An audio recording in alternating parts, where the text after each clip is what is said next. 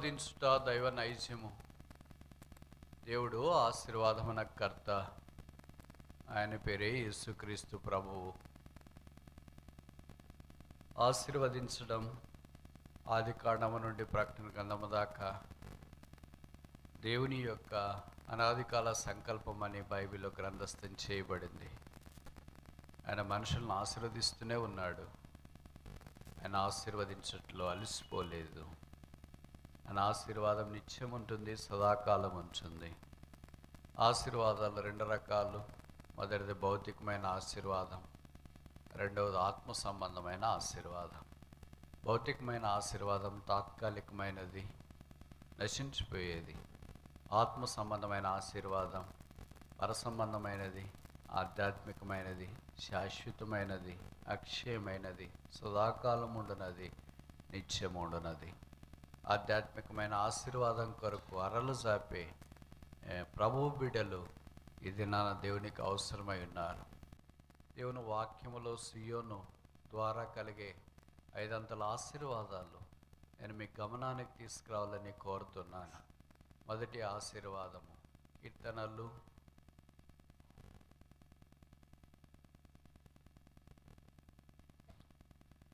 14:7. Psalm 14:7. సియోనులో నుండి ఇశ్రాయేలునకు రక్షణ కలుగునుగాక. కనుక మొదటి ఆశీర్వాదం సియోనులో రక్షణ, సాల్వేషన్ ఇన్ జయం. అంటే రక్షకుడు ద్వారా రక్షణ వెలుగు సియోనులోనికి ప్రకాశింపచేయాలని దేవుని యొక్క ఉద్దేశం. అందుకే 3వ కీర్తనలో చెప్పబడింది, ద సాల్వేషన్ బిలాంగెత్ అన్టు ద లార్డ్. రక్షణ యెహోవాది. కనుక దేవుడు మానవుని కొరకు రక్షణ అనుగ్రహించాలని సంకల్పించున్నాడు. బైబిల్ ఏం సెలవిస్తుందంటే మానవ సృష్టి దైవ సృష్టిలో గొప్ప సృష్టి, అపూర్వమైన కళాఖండం మానవ సృష్టి దేవుని యొక్క చేతిలో నుండి జాలువారింది. ఇలాంటి దైవత్వాన్ని విస్మరించి పాపంలోనే పడి చెడి పాతాళం వైపు పరుగులు తీస్తూ ఎంతకాలం నీ కలిగిన ఇడిముడి జ్ఞానం చేత నీ జీవితాన్ని వ్యర్థపరుచుకొని పాతాళంలోనికి వెళ్ళటానికి నిన్ను నీవే అప్పగించుకోవటానికి ధైర్యం చేస్తావు. కొత్త సంవత్సరం ప్రభువు నీకు అనుగ్రహించినాడు. కనుక ఈ సంవత్సరమైన ప్రభు అయిన యేసునందు విశ్వాసం ఉంచుము. The first blessing that wells out of the Zion is the blessing of salvation. సియోనులో నుండి బయటికి ప్రవహించే మొదటి ఆశీర్వాదం రక్షణ. రెండవది చూస్తామా? 20వ కీర్తన 2వ వచనం. Psalm 20:2. పరిశుద్ధ స్థలములో నుండి ఆయన నీకు సహాయం చేయనుగాక. సియోనులో నుండి నిన్ను ఆదుకొనుగాక. ఆదుకొనుట. ఇంగ్లీష్ బైబిల్లో రాశాడు, the lord shall strengthen the out of జయోన్. అంటే బలపరచును గాక. ఎప్పుడు ఆదుకునేది కావాలా? మనకు చేత కానప్పుడు, మనం బలహీనలుగా ఉన్నప్పుడు, మనకు ఆదరణ కావాలని మనం అర్రలు జాపుతున్నప్పుడు ఆదుకునేవారు ఉంటే ఎంత బాగుంటుంది అని. ఆదుకునేది ఎప్పుడు సంభవిస్తుందంటే ఆపదలో ఉన్నప్పుడు సంభవిస్తుంది. కనుక బలహీనలుగా ఉన్నప్పుడు, ఆపదలో ఉన్నప్పుడు ఎవరు ఆదుకుంటారు, ఎవరు సహాయం చేస్తారు, ఎవరి దగ్గరికి వస్తారు, ఎవరు మాట్లాడిస్తారు, ఎవరు పలకరిస్తారు, ఎవరు కన్నీరు తుడుస్తారు, ఎవరు రోగం బాగు చేస్తారు, ఎవరు చేయి చాపుతారు, ఎవరు మన దగ్గరుండి ప్రోత్సహిస్తారు, ఎవరు భుజం మీద చేసి ధైర్యపరుస్తారని ఎదురు చూస్తూ ఉన్నప్పుడు యేసుక్రీస్తు ప్రభువారు ఈ సియోను ద్వారా, దేవుని సంఘము ద్వారా, యేసుక్రీస్తు ప్రభువే శిరస్సు, ఆయన శరీరమే ఈ దేవుని సంఘం. అలాగ వారి ద్వారా ఆయన బలము అనుగ్రహించాలని కోరుతున్నాడు. విశ్వాస వీరుల గురించిన ప్రస్తావన హెబ్రీ పత్రిక 11వ అధ్యాయంలో చెప్పబడింది. విశ్వాస వీరులు 3 రకాలుగా అక్కడ గ్రంథస్థం చేశారు. మనం ఏ టైపో నేను చెప్పిన తర్వాత మీరు చెప్పండి. మొదటి రకం ఏంటంటే విశ్వాసమును బట్టి హేబెలు బలి అర్పించెను, విశ్వాసమును బట్టి హనోకు, విశ్వాసమును బట్టి అబ్రహాము, విశ్వాసమును బట్టి నోహు, విశ్వాసమును బట్టి యాకోబు, విశ్వాసమును బట్టి మోషే. అలా గొప్ప భక్తుల యొక్క చరిత్ర, వారి విశ్వాసాన్ని బట్టి ఏం చేశారు అవన్నీ ప్రస్తావించినారు. ఆ తర్వాత కొంతమంది పేర్లు రాయకుండా విశ్వాసాన్ని గురించి ప్రస్తావించడం ఆరంభించినారు. కొందరు బలహీనలుగా ఉండి బలపరచబడి. చూడన్నమాట 11వ అధ్యాయము హెబ్రీ పత్రిక 11వ అధ్యాయం. అగ్ని బలములను చల్లార్చిరి, ఖడ్గధారం తప్పించుకునిరి, బలహీనులుగా ఉండి. మరి వీళ్ళంతెవరు? వీరంతెవరు? వీరు కూడా విశ్వాస వీరులే. వీళ్ళ పేర్లు రాయలేదు ఎందుకో. సింహమునోళ్ళు మూసిరి అనే మాటలు కూడా ఇక్కడ రాయబడుతూ వచ్చినాయి కదా. 33వ వచనం, వాగ్దానములను పొందిరి సింహమునోళ్లను. వీళ్ళ పేర్లు లేవు, కానీ వాళ్ళ విశ్వాస క్రియ కార్యం ఇక్కడ గ్రంథస్థం చేయబడింది. వీళ్ళు ఎన్నో రకం? 2వ రకం. వీళ్ళ పేర్లు లేవు, కానీ వీళ్ళు చేసిన కార్యాలు రాయబడుతూ వచ్చినాయి. ఇప్పుడు 3వ రకం అయితే 36 హెబ్రీ 11 చాలు. మరికొందరు ఇప్పుడు దాకా చెప్పిన 2 కేటగిరీలు 2 రకాలు కాదు. మొదటి కేటగిరీ హేబేలుతో ఆరంభించబడింది కదా. కొన్ని పేర్లు అలాగ ప్రస్తావనకు వచ్చినాయి. గిద్యోను, బారాకు వాళ్ళందరి పేర్లు అలాగే రాస్తూ వచ్చినారు. వారందరూ విశ్వాస వీరులుగా మనకు కనిపిస్తున్నారు. ఇంకా కొంతమంది పేర్లు రాయకుండా వాళ్ళు చేసిన కార్యాలు, సింహపు నోళ్ళు మూసినారు, రంపంతో కోయబడినారు, తర్వాత బలహీనలుగా ఉండి బలపరచబడ్డారు. ఇది కూడా విశ్వాసం యొక్క కార్యమే. మరికొందరు, ఇది 3వ గుంపు. ఈ గుంపును గురించి ప్రస్తావనిస్తూ ఏమన్నారంటే, తిరస్కారం పొందినారు, కోడా దెబ్బలు తిన్నారు, ఖైదీలుగా ఉండి శిక్ష అనుభవించినారు, రాళ్లతో కొట్టబడ్డారు, రంపములతో పోయబడ్డారు, శోధనలో ఖడ్గము చేతున్నారు, గొర్రె చర్మం ధరించుకున్నారు, అడవుల్లో కొండల మీద ఉన్నారు, గుహల్లో ఉన్నారు, సొరంగాల్లో ఉన్నారు. అట్టి వారికి ఈ లోకమైనదగినది కాదు. కనుక విశ్వాస వీరుల్లో కూడా అందరూ ఒకటే కాదు, 3 రకాలు ఉన్నారు. ఇప్పుడు చెప్పండి, మనం ఈ 3 రకాలు ఏ రకం? మొదటి రకమా, 2వ రకమా, 3వ రకమా? మన రకమే లేదా ఇక్కడ? ఏ రకం అంటారు? విశ్వాసను బట్టి హేబేలు బలి అర్పించెను. నాకు తెలిసి మనం ఆ రకం కాదేమో. విశ్వాసమును బట్టి బలహీనలుగా ఉండి బలపరచబడరి, మనం కూడా ఆ రకం కాదేమో. ఇంకా 3వ రకం ఏంటి? హై క్లాస్ రకం. ఇది హై గ్రేడ్, హై డెఫినేషన్. విశ్వాసం బట్టి మనమేమనుకుంటామంటే, సింహంలోళ్ళు మూసినారు కదా, చాలా గొప్ప గొప్ప కార్యాలు చేశారు కదా అని. మరి కిందికి వచ్చేటప్పటికి ఏమైపోయింది అంటే, విశ్వాసంలో వాళ్ళు బలహీనలుగా ఉన్నట్లు కార్యాలు కనిపిస్తున్నారు. రంపాలతో కోయబడ్డారు, అగ్ని గంధకాలు గుండా వెళుతూ వచ్చినారు, వస్త్రహీనులుగా ఉన్నారు, కొండల్లోనూ కోనల్లోనూ గుహల్లోనూ ఇలాగ రకరకాలుగా జీవిస్తున్నారు. మరంతా వీళ్ళు విశ్వాసం వీళ్ళు కాదా? అవునా కాదా? మరి ఇప్పుడు ప్రభు దగ్గరికి వచ్చినాడు, మనమేటైపో అని మీరు చెప్పట్లేదు. మన టైపే ఇక్కడ లేదు కదా, అది కరెక్ట్ అనుకుంటున్నా నేను. మన టైప్ విశ్వాసము సన్నిగిలిన విశ్వాసం అనేది ఏంటంటే, ఇది దేవుడిచ్చిన వరం. It's his gift. ఈ వరాన్ని మనం ఏం చేసుకోవాలంటే, పెంచి పోషించుకోవాలంటే ఇంకా వృద్ధి చేసుకోవాలి. ఉదాహరణకు ఒక గ్లాస్ ఉన్నాయి, గ్లాసులో నీళ్లు పోసినారు. ఆ నీళ్ళు ఎలాగున్నాయో అలాగే ఉంటే అలాగే ఉండిపోతాయి. దాన్ని ఏం చేయాలా? పెంచుకోవాలి. ఎలాగ పెంచుకోవాలా? అలాగే ప్రభు మనకి మొదటి రక్షణ పొందినప్పుడు విశ్వాసం ఇచ్చినాడు. యేసు దేవుని కుమారుడని విశ్వాసము ఉంచి రక్షకుడని ఎరిగినాము కనుక రక్షణ పొందినాము. ఆ ఇవ్వబడిన సేవింగ్ ఫెయిత్ అంటాం దాన్ని, రక్షించే విశ్వాసము. ఇప్పుడు ఆ విశ్వాసం నుండి ఎక్కడ దాకా వెళ్ళాలంటే, అట్టి వారికి లోకమే ఎన్నదగినది కాదు. For them the world is not worthy. వారు లోకానికి అయోగ్యులు కాదు. The world is unworthy for them. మనమేమనుకుంటాం, అబ్బా లోకము తళకు బెళుకు అంటుంది, ఎంత బాగున్నాయి, పొలాలు ఎట్లున్నాయి, మనుషులు ఎట్లున్నారు, కార్లు ఎట్లున్నాయి, ఇళ్ళు ఎట్లున్నాయి, వజ్రవైడూర్య మరకత మాణిక్య నీళ్ళలు కెంపులు పచ్చల బంగారాలు ఎలాగున్నాయని లోకాన్ని గురించి పొగట్టానికి నోరు చాలదేమో, వినటానికి చెవులు చాలవేమో, చూడటానికి కళ్ళు చాలవేమో, సంచరించడానికి దినాలు చాలవేమో అన్నట్లుగా మనం తలస్తూ ఉంటాం. అట్టి వారికి లోకం ఎన్నదగినది కాదు. ఈ లోకం వారికి ఒకటే ఒక లోకం ఎన్నదగినది, అదే పరలోకం. మనకి ఇలాగుందే, మనకు లోకం ఎన్నదగినది కాదు, నాకు మాత్రం లోకం ఎన్నదగినది కాదని వాళ్ళు చేయతండి. వెరీ గుడ్, అందరు నాట్ అయిపోయి. అని ఒకరిద్దరన్నా ఈ 11వ అధ్యాయం టైప్ వస్తే ఎంత బాగుండు. అంతా నా టైప్ వచ్చేసరే, ఈ లోకమే నాకు కావాల్సింది, తర్వాత లోకం సంగతి దేవుడు ఎరుగు అన్నట్టుగానే మన ప్రవర్తన, మన ఐడియాలజీ, మన యొక్క జీవితము, మన బ్రతుకు బహుశా అలాగే జీవిస్తుంది. We're not for this world, we're for the world to come. మనం ఈ లోకానికి సంబంధించిన వారం కాదు, రాబోయే లోకానికి సంబంధించిన వారం. అందుకే ఒక భక్తుడు ఇలాగ అన్నాడు, I don't want anything for my self, I want everything for Christ. ఒకసారి చెప్పనా? చెప్పమంటారా వద్దా? ఎన్నిసార్లనే చెప్పండి, మాకేం కదిలితే కదా. I don't want anything for my self, I want everything for Christ. నాకు లోకంలో ఏమీ వద్దు, అయితే క్రీస్తు కొరకు నాకు అన్నీ కావాలా. విశ్వాస విషయంలో అన్నీ సంపాదించుకోవడంలో క్రీస్తు కొరకు బస్సు సన్నిగిల్లిపోయామని కొంచెం. ఇప్పుడు ఈ విశ్వాసం ఏమైందంటే లీక్ అవుతుంది. చూడండి, ఇందాక నేను చెప్పాను కదా, ఒక వాటర్ బాటిల్ ఉంది అనుకో, ఇది విశ్వాసం, దీని నీళ్ళు ఉన్నాయనుకో, ఇది ఇలాగే తాగుతూ ఉంటే అయిపోతుంది. ఇప్పుడు దీన్ని పెంచుకోవాలి.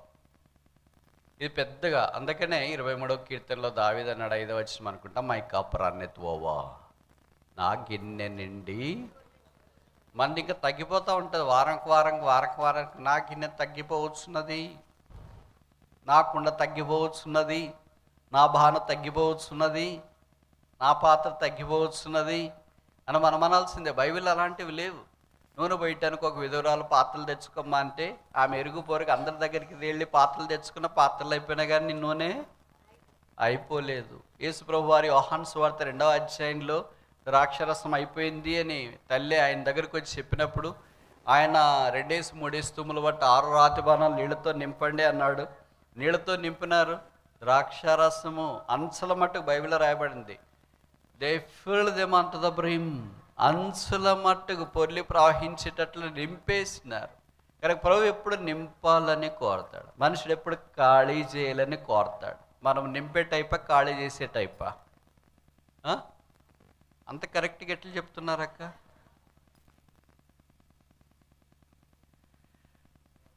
ఇప్పుడు ఈ బాటిల్లో దీనికి చిన్న చిన్న రంధ్రాలు పెట్టామనుకో, నీళ్ళ బాటిల్కి ఏమైందంటే నీళ్లు కారిపోతూ ఉంటాయి, దాన్ని లీక్ అంటాం. అలాగే మన విశ్వాసానికి కూడా దేవుడు మన హృదయం అనే పాత్రలో విశ్వాసాన్ని పోసినాడు, మనం రక్షణ పొందినా. ఇప్పుడు సాతానుడు వచ్చి మెల్లగా చిన్న పంక్చర్స్ చేస్తాడు. అక్కడక్కడ రంధ్రాలు పెడితే మనం ఏం చేస్తాము, బాధలు ఇబ్బందులు వచ్చినప్పుడు మీ ఆయన ఇలాగ, మీ ఆవిడ ఇలాగ, మీ కొడుకు ఇలాగ, మీ కూతురు ఇలాగ, మీ సేవకుడు ఇలాగ, మీ బోధకుడు ఇలాగ, మీ సంఘం ఇలాగ, మీ ఆఫీసర్లు ఇలాగ, మీ పనులు ఇలాగ, మీ పొలాలు ఇలాగ, మీ వ్యాపారాలు ఇలాగ, మీ చేతి పనులు ఇలాగ, మీ సేవ ఇలాగ, అన్ని రంధ్రాలు పెట్టేటప్పటికి ఏమవుతుందంటే ఆదివారం బాగా నింపుకున్న బాటిల్ శనివారంకి వచ్చేటప్పటికి అంతా అయిపోయి ఉంటుంది, అలా లీక్ అయి ఉంటుంది. మళ్ళీ ఆదివారం అంతా నింపుకుంటే ఎన్ని రోజులున్నా అది అలాగే ఉంటుంది. ఆదివారం నింపడము, సోమవారం నుండి శనివారము లీక్ కావడము, కారిపోవడం. మరి దీనికి మార్గం, పరిష్కారం ఏంటి? లీక్లన్నీ మూసుకోవాలి. ఎన్సీల్ అని ఒకటి ఉంటుంది కదా, మీరు అడ్వర్టైజ్మెంట్ చూస్తుంటారు. అంటే దాన్ని ఈ వేసిన పంచర్ని వేసుకోవాలా వీటికి. ప్రభు నాకు చాలా చాలా చాలా చాలా విశ్వాసం తగ్గిపోతుంది ఈ విషయంలో, భర్త విషయంలో, భార్య విషయంలో, కొడుకు విషయంలో, కూతురు విషయంలో, సేవ విషయంలో, పరిచర్య విషయంలో, వీటన్నిటిలో తగ్గిపోతుంది. నాకు కూడా పంచరే, ఎన్సీల్. అది యేసు ప్రభు యొక్క రక్తం చేత కడిగి పరిశుద్ధపరిచినప్పుడు ఒక్కొక్కటి మనం ఎన్సీల్తో మూసుకుంటా వస్తే అప్పుడు విశ్వాసం అలాగే ఉంది. విశ్వాసం అలాగుండేదే కాదు, ఇంకా దాన్ని వృద్ధి పొందించాలి. ఇప్పుడు నేను కొన్ని ప్రశ్నలు అడుగుతాను, నేరుగా సూటిగా మీరు జవాబు చెప్పాలా, సరేనా? ఏమ్మా చెప్తారా లేదా? ఇప్పుడు మాట్లాడరేంటి? యేసు ప్రభుతో పాటు 3.5 సంవత్సరాలు శిష్యులు ఉన్నారు. ఇప్పుడు ప్రశ్న ఏంటంటే యేసు ప్రభుని ఎన్ని విషయాలు వారు అడిగారు, ఎన్ని పొందారు, ఎన్ని నెరవేర్చినారు?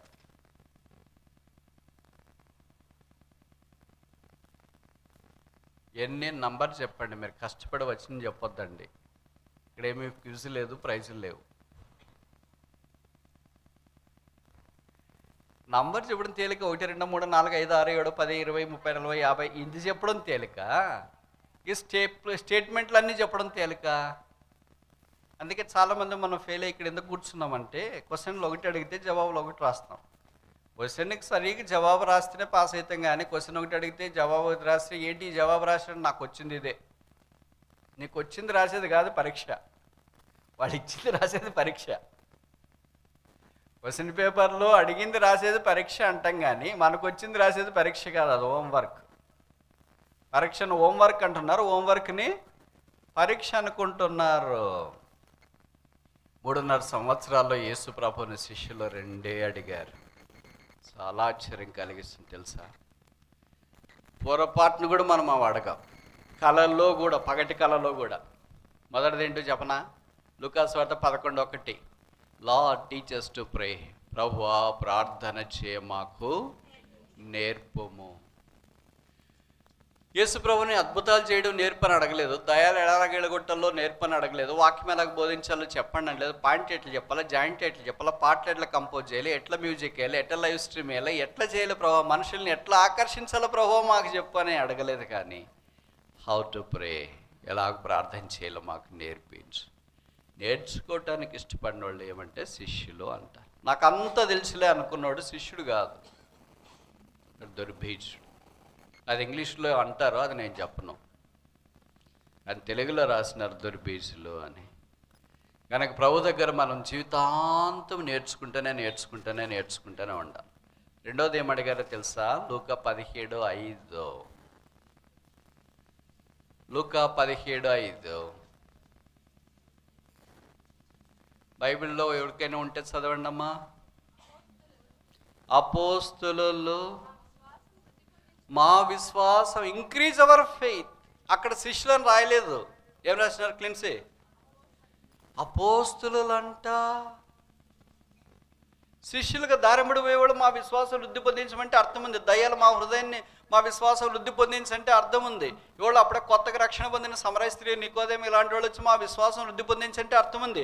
అక్కడ రాయబడిన మాట ఏంటంటే అపోస్తులు, they are already called and to be cent.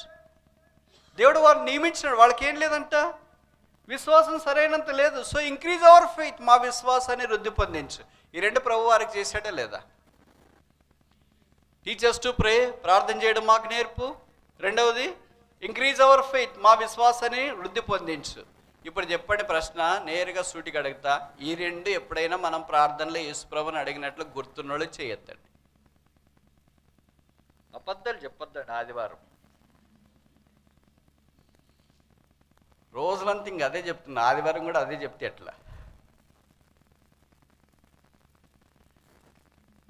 ప్రభువా మాకు ప్రార్థన నేర్పు, మా విశ్వాసము వృద్ధి పొందించు. అపోస్తులు అంటే అంత హై స్టాండర్డ్. అది వాళ్ళ బోధకులకు మాత్రమే కాదు, సేవకులు కాదు, వాళ్ళు సామాన్యులు కాదు. అపోస్తులు teach us to pray, increase our faith. ఈ రెండు యేసుప్రభు వాళ్ళకి చేశాడు కనుక ఇప్పుడు వాళ్ళు అపోస్తుల కార్యాలయానికి వచ్చినారు. వారు ప్రార్థన చేయగా కూడి ఉన్న చోటు మనం ప్రార్థన చేయగా, చెప్పరేంటి, మనమే కంపించిపోతున్నాం. ఎంత తేడా ఉంచాడు వాళ్ళ ప్రార్థనకి మన ప్రార్థనకి. ఇదే బైబిల్ వాళ్ళకు కూడా వాడింది. వాళ్ళకి ఇంకా ఇంత పూర్తి బైబిల్ లేదు. వాళ్ళకి యేసుప్రభువే వాళ్ళ దగ్గర ఉన్నాడు. మనకి ఇప్పుడు పరిశుద్ధాత్మ దేవుడు కూడా ఉన్నాడు. మనం ఎలాగ ప్రార్థన చేయాలో ఆయన మనకు సహాయం చేస్తాడంటే. వాళ్ళ ప్రార్థన చేస్తే స్థలం కంపిస్తుంది, మనం ప్రార్థన చేస్తే మనం కంపించిపోతున్నాం. ఎంత తేడా వచ్చింది మన ప్రార్థనకి వాళ్ళకి ప్రార్థనకి. రెండవది వారి విశ్వాసం వృద్ధి పొందించి, మన ప్రభు వారి విశ్వాసాన్ని వృద్ధి పొందించి. అందుకే అపోస్తుల కార్యాల్లో వారి విశ్వాసం చూస్తే అవధులు లేవు. రకరకాల మనుషులు వాళ్ళు బెదిరించినారు, చెరసాల్లో వేసినారు, గాయపరిచిన, ఇష్టానుసారంగా మాట్లాడి కొట్టినారు, లాగినారు. ఒక కుక్కను చనిపోయిన తర్వాత దాన్ని లాక్కొని ఊరు బయటికి అలాగ పడేస్తారు, అలాగే లాగేసి చచ్చిపోయినాడని పడేసి వచ్చినారు. పడేసి వచ్చిన తర్వాత మనమైతే బుద్ధిగా ఇంట్లో వెళ్ళి స్నానం చేసి ఎవరికి తెలియనట్లు ఇంట్లో పడుకొని జానబాంబ అమృతాంజనం ఏదో ఒకటి పూసుకొని స్టీమ్ పెట్టుకొని ఎవరికి కనపడుకోకుండా ఫోన్లు స్విచ్ ఆఫ్ చేసుకొని తలుపులు కూడా ముందే తాళం వేసి వెనక్కి కాదు అలాగ పడుకుంటాం. కానీ బైబిల్ అపోస్తుల గురించి ఏం రాసినారో తెలుసా? వారు లేచి తిరిగి యేసుని గురించి, ఇది మనిషికి అయ్యే పని అండి? మనిషి చేసే పనేనా? మనిషికి చేత అయిపోయింది. That is faith, that's the increase in faith. విశ్వాసంలో ఎంత తప్పిపోయాం, ఎంత ఓడిపోయాం, ఎందుకు బలహీనలుగా ఉన్నామంటే నో ఫెయిత్, బలం లేదుగా. బలం ఎలాగొస్తుంది? విశ్వాసం ద్వారా వస్తుంది. విశ్వాసం లేదు కనుక బలం తగ్గిపోద్ది. విశ్వాసం అంటే బలశాలుగా ఉంటారు. మన పితరులు అలాగే విశ్వాసంలో ఉన్నారు కనుక బలశాలుగా ఉన్నారు. భక్సింగ్ గారు ఇలాంటి వాళ్ళకి మిగతావన్నీ తక్కువే. ఆయనకేం తిరగరాదు, మన ప్రాంతం కాదు. అంటే మనకున్న అడ్వాంటేజ్లు ఏమీ ఆయనకి లేవు. మనకు భాష అడ్వాంటేజ్ ఉంది, బంధు అడ్వాంటేజ్ ఉంది, ప్రాంతం లోకల్ అనే అడ్వాంటేజ్ ఉన్నాయి. ఇవన్నీ మనకు అడ్వాంటేజ్లు ఉన్నాయి. వాళ్ళకి అన్ని డిసడ్వాంటేజ్లే, ఒకే ఒక అడ్వాంటేజ్, అదే యేసు.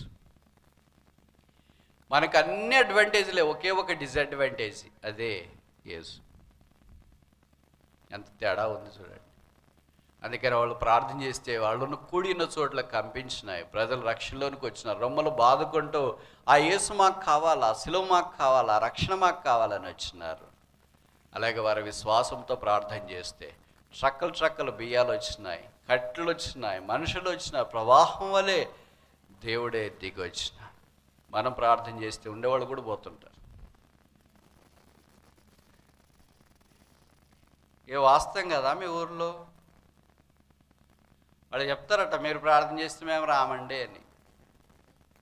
నాకు కూడా చాలాసార్లు బాధేస్తుంది. ప్రభువా, అపోస్తులకు చేసిన కార్యాల్లో ఒక విషమంతన్నా మాకు చేయకపోతే ప్రజలు ఎలాగ చూస్తారు ప్రభువా? చాలా చిన్న చూపు చూస్తారు. వాక్యమే అందరు చెప్తాను లేని అనుకుంటారు. మరి ప్రార్థన ద్వారా అద్భుతాలు జరిగించు, విశ్వాసం ద్వారా అద్భుతాలు జరిగించు.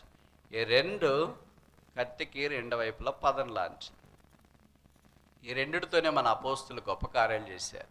ఈ రెండిటితోనే బైబిల్లోని భక్తులు గొప్ప కార్యాలు చేశారు. ఈ రెండిటితోనే భక్సింగ్ గారు అలాంటి వాళ్ళు గొప్ప కార్యాలు చేశారు. మన సంగతి ఏంటి మరి? సియోనులో యెహోవా నిన్ను ఉద్ధరించును గాక. The lord shall defend strengthen the in జయోన్. దేవుని మందిర ఆవరణంలో ప్రభు మనల్ని బలపరిచి విశ్వాస వీరుల జాబితాలో చేర్చాలని కోరుతున్నాం. ఎంత బలహీనలయ్యాము కదండి. బలహీనలు అంటే వెయిట్ తగ్గినారని కాదు, అది మంచిది. వెయిట్ తగ్గితే మంచిది. ఆత్మీయంగా తగ్గిపోయాం. అందుకే చిన్నదైనా మనకు భయం వేస్తుంది. బలహీనలుగా మనం కనిపిస్తున్నా, ఇది జరుగుతుందా, పాస్ అవుతానా, ఉద్యోగం వస్తుందా, పెళ్ళి అవుతుందా, పిల్లలు అవుతారా, పొలాలు పండుతాయా, అప్పులు తీరుతాయా, అనారోగ్యం తీరుతుందా, మా ఆయన మారుతాడా, మా ఆవిడ మారుతుందా, మా పిల్లలు రక్షణ పొందుతారా? కొంతమంది అంటుంటారు, బ్రదర్ దేవుడు కూడా మార్చలేడు బ్రదర్ వాళ్ళని. అంత భవిష్యత్తు విసిగిపోయింటారు వాళ్ళ రక్షణ పొందని కారణించేది. బైబిల్లో రాయబడింది, with God all things are possible. దేవునికి సమస్తము సహజం. నమ్ముట నీ వలనైతే నమ్మువానికి సమస్తము సహజం. పొరపాటు మన వైపు ఉంది. దేవుడు చేస్తాడని నమ్మలేకపోతున్నా. అబ్రహాము దేవుడు మన దేవుడు అని నమ్మలేకపోతున్నా. భక్సింగ్ గారి దేవుడు మన దేవుడు అని నమ్మలేకపోతున్నా. అందుకే జీవితంలో ఓడిపోయాము. ప్రభువా నన్ను బాగా కడగు. అపోస్తులులే ప్రార్థన చేసినారు, మా విశ్వాసం వృద్ధి పొందించమని. వాళ్ళ పేర్లు కూడా ఉచ్చరించడానికి నేను యోగ్యుడిని కాదు. నేను ఇంకెలాగ ప్రార్థన చేయాలి ప్రభువా? ఎంత చేసినా నా జీవితంలో తక్కువే. ప్రార్థన చేస్తున్నాను కానీ నేను కదులుతున్నాను. నా చుట్టూ ఎవరు కదలిక లేదు. మా ఆయనకి, మా ఆవిడకి, మా పిల్లలకి, ఇరుగు పొరుకి, క్లాసులో వాళ్ళకి, పొలం పక్కన ఉన్న వాళ్ళకి, కూలి చేసే వాళ్ళకి, పనిచేసే వారికి, ఊరోళ్ళకి కదలిక లేదు. నేను కదిలిపోతున్నాను. నన్ను మీ రక్తం చేత కడిగి పరిశుద్ధపరచు. సియోన్లో నుండి యెహోవా నిన్ను ఆశీర్వదించును గాక. మూడవది చూస్తామా? కీర్తనలు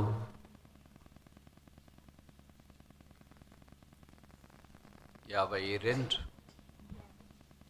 50వ కీర్తన 2వ వచనం.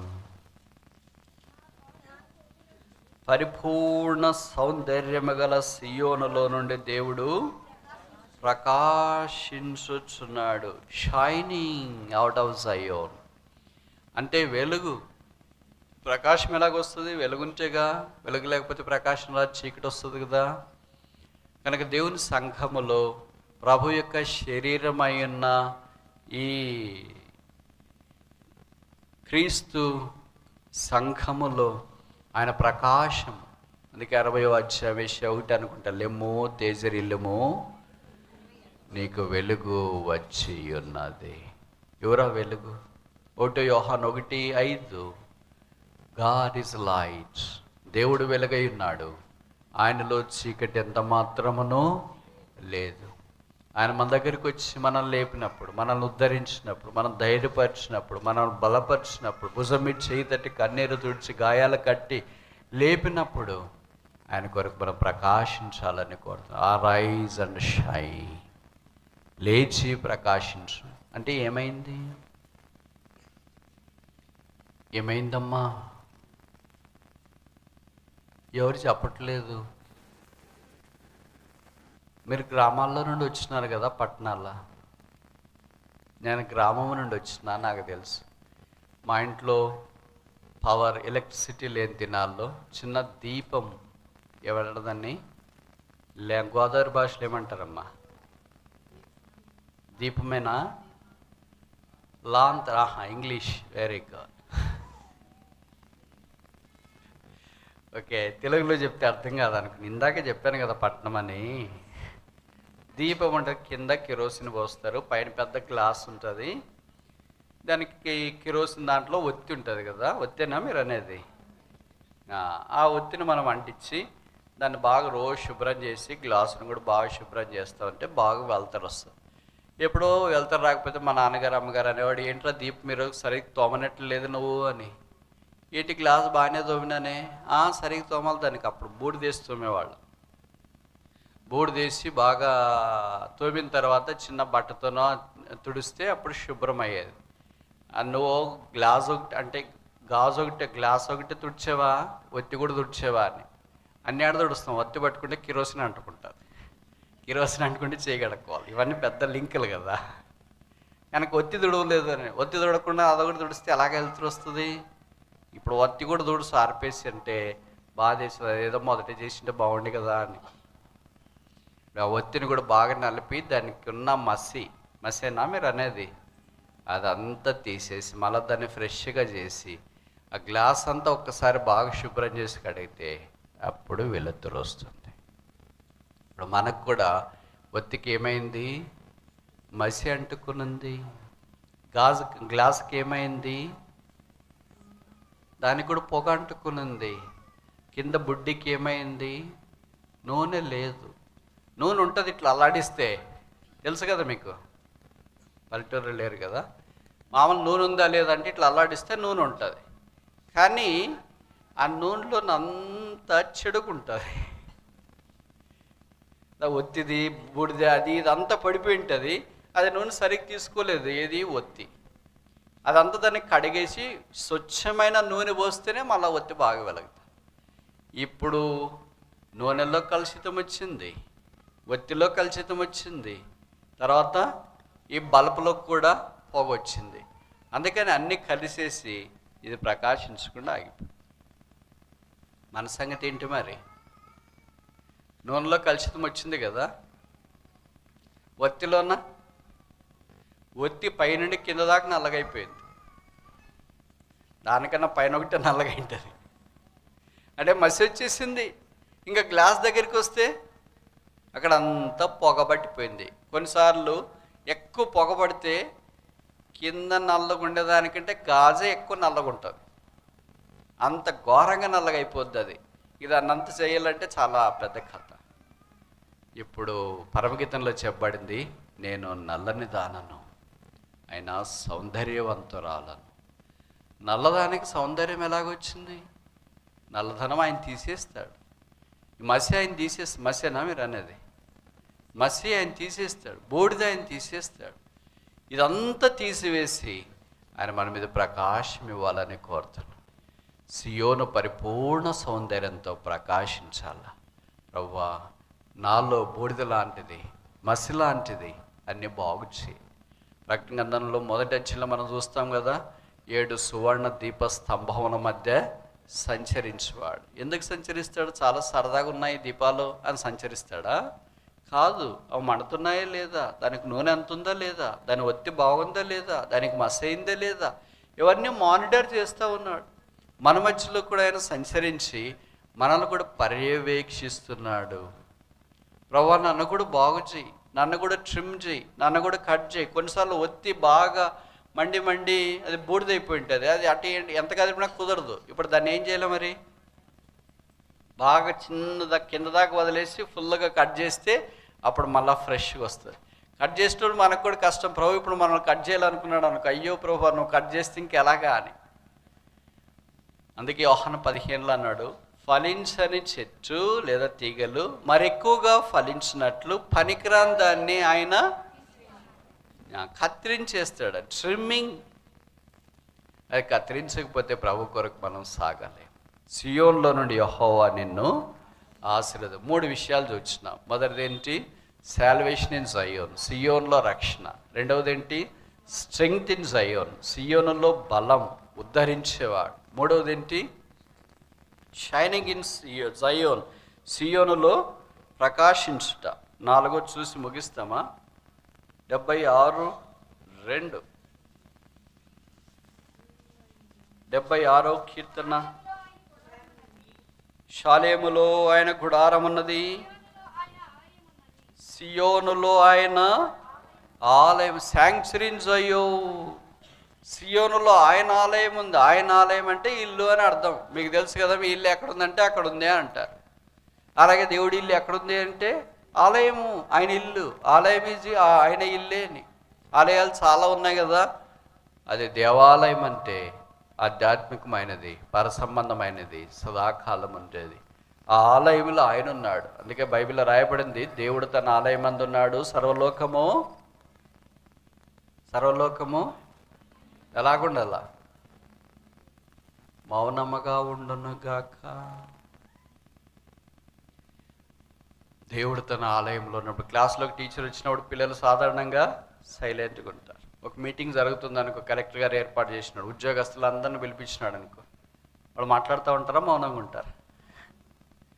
కలెక్టర్ గారు పోయేదాకా కుక్కిన పేన వలే ఉంటారు, గోడ కత్తుకున్న బలి వలే ఉంటారు. అబ్బా ఇలాగొచ్చినారా అనేటట్టు. దేవుడు తన పరిశుద్ధ ఆలయంలో ఉన్నాడు అంటే అర్థం ఏంటి? కంట్రోల్ చేస్తున్నాడు. అంతా ఆయన చేతిలో ఉంది, ఆయన స్వాధీనమందు ఉంది. ఆయన తన సంఘాన్ని కాపాడుతున్నాడు. సరే, 5 చూసి ముగిస్తామా? 125:1.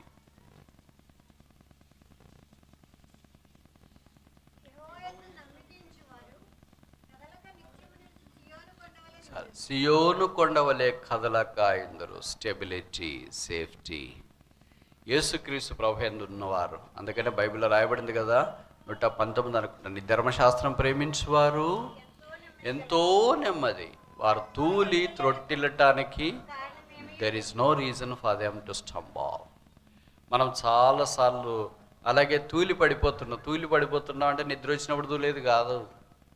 ఈ జీవితంలో పరిస్థితులు ప్రతికూలమైన వచ్చినప్పుడు అన్నీ నాకే వచ్చినాయి, పోరాటాలన్నీ నాకే ఉన్నాయి, బాధలన్నీ నాకే ఉన్నాయి, అనారోగ్యాలన్నీ నాకే ఉన్నాయి, అప్పులన్నీ నాకే ఉన్నాయి, ఇబ్బందులన్నీ నాకే ఉన్నాయి, తిట్టేవాళ్ళని నా మీద తిడుతున్నారు, నిందలన్నీ నా మీదకి వచ్చేసినాయి, బాధలన్నీ నేనే భరిస్తున్నాను. మనం ఎలాగ బాధపడతామంటే ప్రపంచంలో బాధలన్నీ మనమే భరిస్తున్నట్లుగా ఫీల్ అవుతాం. హెర్క్యులిస్ పాతకాలంలోన కాంపాక్స్ బాక్స్ మీద ఒక బొమ్మ ఉండేది, నోట్బుక్ మీద కూడా బొమ్మ. ఏంటి ఆ బొమ్మ అంటే, హెర్క్యులిస్ అనే ఒక బలవంతుడు పైన గ్లోబును మోసుకొని ఇటు పోతుంటాడు. ఉందా ఇప్పుడు? కంపాక్స్ బాక్స్లో లేదా? ఇప్పుడు ఉందా? ఇప్పుడు వాడట్లేదు అనుకున్నా మీరు కంపాక్స్ బాక్స్. మేము అప్పుడు కంపాక్స్ బాక్స్ కొన్నప్పుడు అది ఏ బొమ్మ ఉండేది అంటే మేము కూడా అట్ట మొయ్యాలా అని. ప్రపంచమంతా మనమేమో వస్తున్నాం అనేది. ప్రభు మనం ఎంత భరిస్తామో అంతే ఉంచుతాం. మన పిల్లలు ఎంత మోస్తారో అంతే ఉంచుతాం. స్కూల్కి వదిలేటప్పుడు బ్యాగ్ మీరు మోసుకుంటారా, పిల్లలకి ఇస్తారా? పుస్తకాల బ్యాగ్, క్యారేజ్ మీరు తీసుకుంటారా, పిల్లలకి ఇస్తారా? చెప్పరేంటమ్మా, ఎవరు పిల్లల్ని వదలరా స్కూల్లో? అందరు హోమ్ ట్యూషన్సేనా?